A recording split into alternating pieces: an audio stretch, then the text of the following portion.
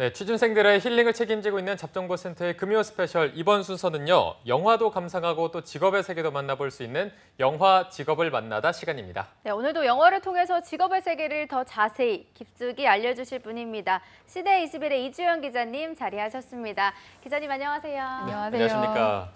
어디 되게 좋은 데 다녀오셨다고 들었는데 어디 좀 다녀오셨습니까? 제가 좀 이른 휴가를 다녀와서 스페인과 포르투갈을 다녀왔습니다. 네. 어떠셨어요, 좀? 네, 지금 돌아온 지 이틀 됐는데요. 그곳에서 매일 아침마다 되게 싸고 맛있는 에스프레소랑 에그타르트 나타를 매일매일 먹었었거든요. 와. 그 맛이 아직도 그립습니다. 기간은 그럼 한 어느 정도로? 제가 9박 11일 좀 길게 다녀왔죠. 예. 그러니까 눈은 아직도 좀 피곤하신데 얼굴빛이 너무 좋아진 것 같아서 네, 이게 맞아요. 휴가 간 사람은 정말 찌든 때가 벗겨서 온다는 느낌이 뭔지 알 것 같습니다. 너무 부럽습니다. 네, 저희도 휴가를 빨리 갔으면 좋겠습니다. 네. 이어서 또 신세미 캐스터도 함께합니다. 안녕하세요. 안녕하십니까. 이번 주말 내일에 또 어디 좀 좋은 데 갈 것 같은데 이번 주말엔 또 어디 갈 계획이 있습니까? 내일은 아마 또 거리 응원을 가지 않을까 아. 생각하고 있습니다. 멕시코전을 위해서 음, 열심히 응원해야죠. 그렇죠. 신세미 캐스터가 또 주말에 어떤 일이 있었는지는 저희가 다음 주 월요일에 다시 한번 물어보도록 하겠습니다. 네, 그리고 문화생활이란 나와 전혀 상관없다고 느끼는 취준생들을 위한 가성비 영화 타임인데요. 네. 오늘도 이주연 기자님과 함께 푹 빠질 영화 생각을 하니까 벌써부터 좀 기대가 되는 것 같습니다. 기자님, 오늘 소개해 주실 영화는 어떤 건가요? 네, 제가 좀 여행을 혼자 다녀와서 이번에 여행을 하면서 보고 느낀 것들을 취준생 여러분들이랑 같이 좀 나눌 수 있으면 좋겠다라는 생각이 들더라고요. 그래서 좀 듣기만 해도 리스본행 야간 열차에 올라타고 싶게 만드는 낭만적인 제목의 영화 한 편, 리스본행 야간 열차를 오늘 소개해드리려고 합니다. 네. 영화 제목이 리스본행 야간 열차 이건가요? 네. 기자님 근데 조금 전에 여행을 조금 혼자 다녀오셨다고 했는데 네. 이게 제목을 듣기에는 뭔가 좀 로맨틱하고 사랑 얘기를 다룬 거일 것 같은데 네. 괜찮으십니까? 뭐 저는 상관없습니다. 이런 표정 처음 보는 것 같은데. 네, 그 영화 소개를 해드리면 네네. 이 영화는 원작이 있는데요. 네. 파스칼 메르시어라는 그 작가가 쓴 동명의 베스트셀러 소설이 이 영화의 원작입니다. 네네. 이 영화는 스위스 베른에서 시작해서 포르투갈의 리스본 기차역에서 끝이 나는데요. 한 남자의 인생을 바꿔버린 여행 얘기입니다. 혹시 좀 일상이 좀 무미건조하다, 칙칙하다, 훌쩍 어디론가 떠나고 싶다 하시는 분들에게 추천해드리고 싶은 영화이기도 합니다. 네, 네. 저예요, 저. 네. 훌쩍 떠나고 싶습니다. 네, 기자님 조금 더 자세히 얘기를 들어볼 수 있을까요? 네. 제가 여행 영화라고 소개를 했지만 이 작품은 일반적인 여행 영화랑은 조금 결이 다른 영화인데요. 일반적인 여행 영화의 공식을 따르는 영화는 아닙니다. 흥미롭게도 이 작품은 액자식 구조를 취하고 있는데요. 즉 이야기 속에 또 다른 이야기가 들어있는 영화입니다. 리스본으로 향하게 되는 주인공 그레고리우스의 이야기가 있고요. 그리고 과거 리스본에서 살았던 혁명가이자 작가였던 아마데우 프라두의 이야기가 시줄과 날줄처럼 엮여서 교차합니다. 시사상식 공부하시는 분들은 아마도 들어봤을 용어일 텐데 리스본의 봄이라고도 불리는 1974년 카네이션 혁명이 이 영화의 과거의 배경입니다. 네. 참고로 카네이션 혁명은 살라자르 정권의 독재가 40년 동안 이어지자 청년 장교들과 시민들이 들고 일어났던 혁명입니다. 그 나라의 언어와 문화 그리고 역사를 알고 여행을 하면 그 나라가 더 잘 보이는 것처럼 포르투갈의 역사를 조금이라도 더 알고 보면 이 영화가 더 잘 공감되시지 않을까 싶습니다. 네.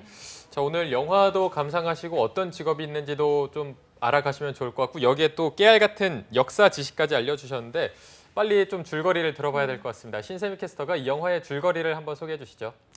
네, 스위스 베른에 살고 있는 고전 문헌학교사 그레고리우스는 학교로 출근하던 출근길에 곧 강물로 뛰어들 것 같은 표정으로 다리 난간에 올라서 있는 한 여인을 발견하게 됩니다. 그러고는 본능적으로 그녀를 구하게 되는데요. 어딘지 위태로워 보이는 그녀를 학교까지 데리고 가지만 그녀는 자신의 붉은색 코트를 남긴 채 훌쩍 떠나버립니다. 그녀의 코트 주머니에는 책 한 권이 들어 있었는데요. 바로 아마데우 프라두가 쓴 언어의 연금술사였습니다. 그리고 책 속에는 곧 출발하는 리스본행 야간 열차 티켓이 들어 있었는데요. 충동적으로 기차에 오른 그레고리우스는 아마데우의 삶이 기록된 언어의 연금술사에 깊이 빠져들게 되고요. 리스본에 도착해서는 포르투갈의 의사이자 혁명가였던 아마데우의 행적을 쫓기 시작합니다.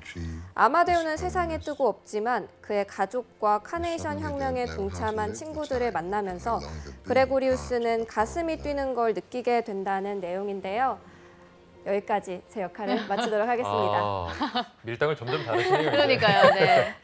아쉬움이 좀 가득합니다. 네. 기자님에게 좀 명장면을 들어보면서 얘기를 좀 더 자세히 나눠보도록 할 텐데요. 첫 번째로 꼽아주신 장면은 어떤 건가요? 네, 지금 보게 되실 장면은 그레고리우스가 리스본행 열차에 몸을 싣는 장면입니다. 인생에 만약이란 존재하지 않잖아요. 그렇지만 만약에 그레고리우스가 그날 아침에 빨간 코트를 입은 여인을 만나지 않았더라면 그는 리스본행 열차에 오를 일도 없었을 겁니다. 언제나처럼 정해진 시간에 밥을 먹고 차를 마시고 학교에 가서 아이들을 가르쳤을 테니까요. 그런데 운명처럼 빨간 코트의 여인을 만났고 강렬한 책 한 권과 리스본행 열차표가 수중에 들어왔습니다. 마음이 시키는 대로 발길이 향하는 대로 가다 보니 어느덧 기차역에 도착해 있습니다. 당장 갈아입을 옷도 없지만 그레고리우스는 난생 처음 계획이 아닌 충동을 따르기로 합니다.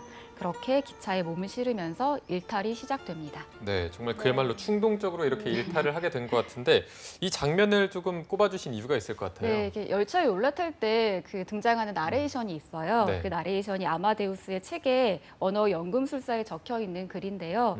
굉장히 인상적인 말이었습니다. 꼭 요란한 사건만이 인생의 방향을 바꾸는 결정적 순간이 되는 것은 아니다. 실제로 운명이 결정되는 드라마틱한 순간은 믿을 수 없을 만큼 사소할 수 있다.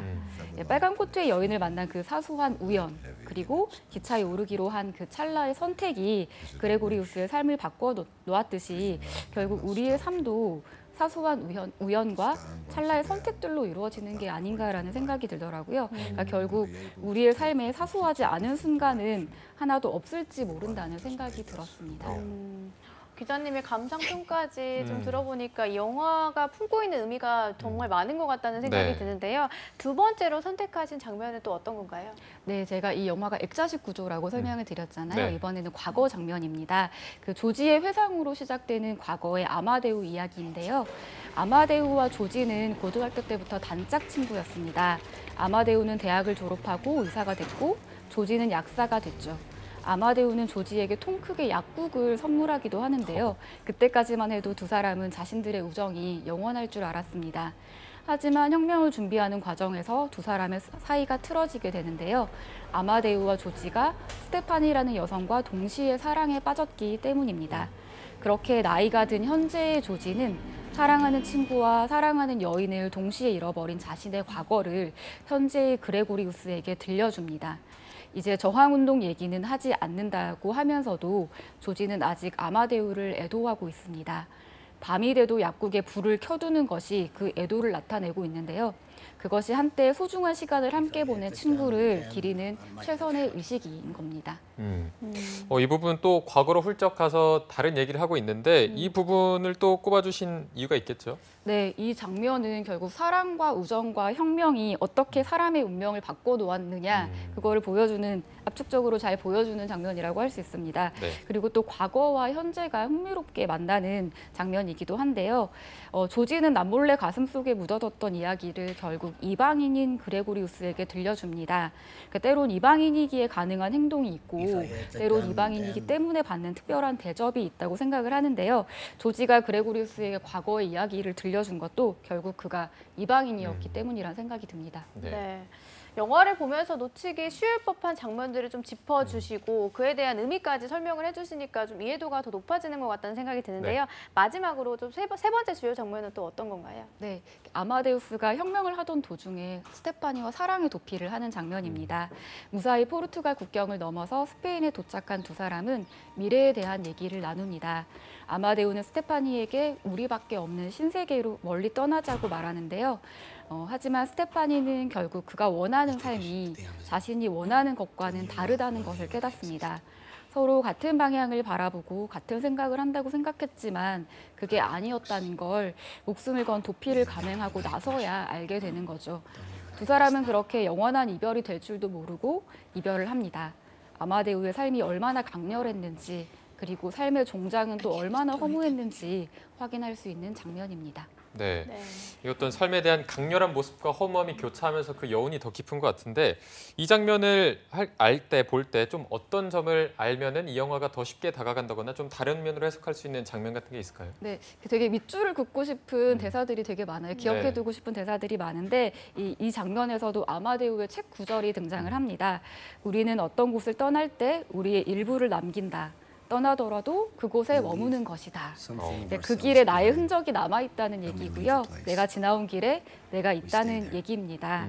삶이 일종의 여행이라면 그 여정에서 내가 남기고 지나온 게 무엇인지 한번 생각해 보게 되는 그런 장면이었습니다. 네. 네, 내레이션을 듣는 의미가 있는 영화가 될 것 같다는 생각이 듭니다. 네.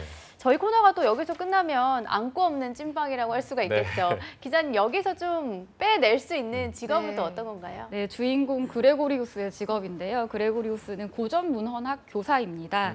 유럽에서는 고대 철학과 사상을 연구하는 학문이 꽤 발달해 있는데요. 그래서 그리스어라든지 라틴어라든지 산스크리트어 같은 것들을 배우기도 합니다. 철학자 니체가 대표적으로 고전 문헌학을 공부한 사람 중 한 명이고요. 리스본행 야간열차의 주인공 그레고리우스가 바로 학생들에게 이런 고전 문헌의 가치를 가르치는 선생님입니다. 소설에는 라틴어에 대한 그 주인공의 애정이 잘 묘사돼 있긴 한데 영화에는 그의 직업적 묘사가 상세히 나오진 않습니다. 네. 다만 언어와 역사와 철학의 조예가 깊은 그레고리우스가 언어의 연금술사라는 책에 매혹된 건 우연이 아니라 필연이라는 생각도 들었습니다. 어쩌면 언어의 연금술사라는 책은 그레고리우스에게 아직 한 번도 제대로 해석된 적 없는 미지의 고전처럼 다가오지 않았나 하는 생각이 들었습니다. 실제로 원작 소설의 작가 파스칼 메르시어가 스위스 베른 출신이고요. 언어와 철학을 공부한 유명한 학자입니다. 국내에서는 서양 고전 문헌학 전공 자체가 생소한 편이긴 한데요. 철학이라든지 역사, 언어, 그리고 종교에 대한 관심이 있으시다면 도전해볼 만한 학문이지 않을까 생각이 듭니다. 네, 자 저희가 영화 줄거리와 더불어서 직업까지 알아봤는데 신세미 캐스터가 옆에서 굉장히 넋놓고 바라보고 있어서 좀 심심하셨죠? 영화를 좀 본 소감이 있다면 어떤 게 있을까요? 저는 그 말씀해 주셨던 것처럼 찰나의 선택이 인생을 바꿨다는 그런 얘기가 되게 감명이 깊었는데요. 되게 영화 분위기도 되게 잔잔하면서 혼자 보기 좋을 것 같더라고요. 네.